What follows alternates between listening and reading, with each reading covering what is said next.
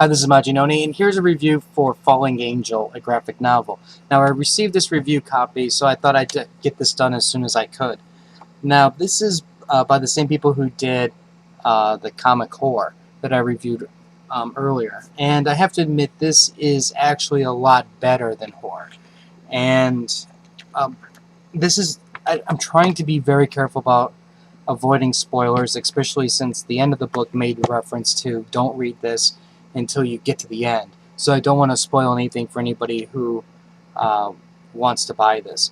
But basically, in a nutshell, this is telling the tale of two special agents, Angel and Five.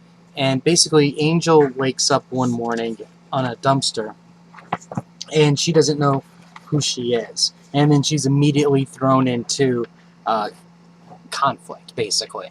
Now, she meets some people in the alleyway who try to stir up some trouble, and she's saved by the guy named Five, and which is this guy right here. Now, I think overall the story is really decent, and because like in a sense it's giving you enough to go on as to who these people are, what their motivations are, what their goals are, who the antagonists are, things like that. But my only complaint, and this isn't really a complaint, a serious complaint, is that it needs more. Like there you can actually do a lot more with these characters because there's actually something that's very unique about them, especially when you have a character who doesn't have her memory. And I thought as I was reading it, I was like going, wow, they can go into different areas, they can expand on the story, especially when they have people chasing them. So at times it did feel like this book was a little bit rushed, but I think that's only because they're trying to get it to the end of the. They only have so many pages in the graphic novel, and they want to finish it and still be exciting at the same time. There was a crossover with the character from horror, but that one it wasn't that bad in the sense it really started to show how deeply in trouble these two individuals are. So I thought that was a nice touch. If you don't know who the character is, the his dialogue is still significant because of what he says. So I thought that part was well done. Now Five though, he did remind me a little bit of like Snake Eyes from GI Joe, but even though I'm saying that, it's in a good way because this is a guy who really is a great hand-to-hand fighter, and he was very skilled at what he did in the special ops group.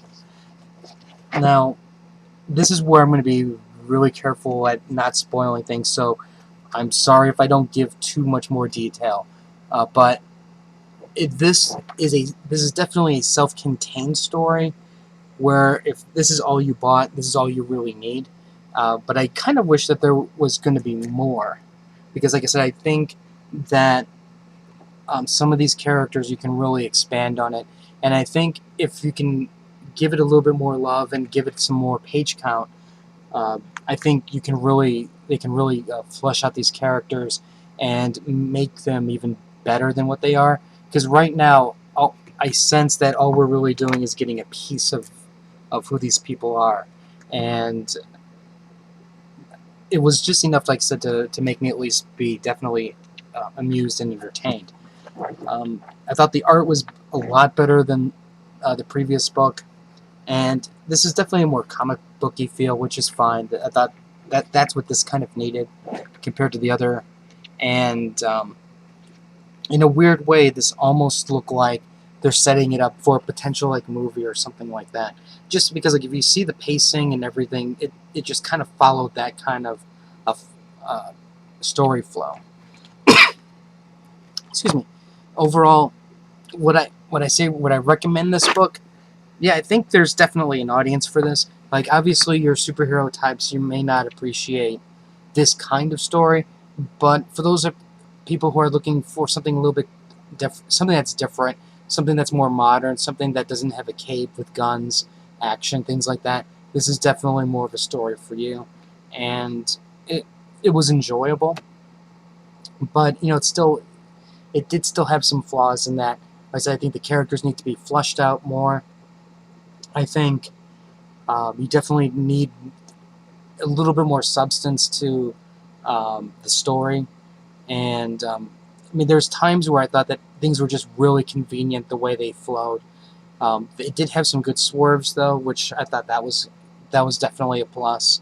And some of the action, like the beginning, the in the alleyway, I thought the fighting was fairly decent, especially for this type of book. Because usually when you start seeing people punching and kicking each other, it's usually really really bad.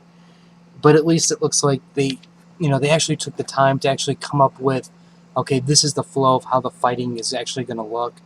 So I give them props for that. But at other times, I just think, like, especially anytime that has to do with guns, it was like that's it. There's nothing to it. So, um, the way I like to look at it is this.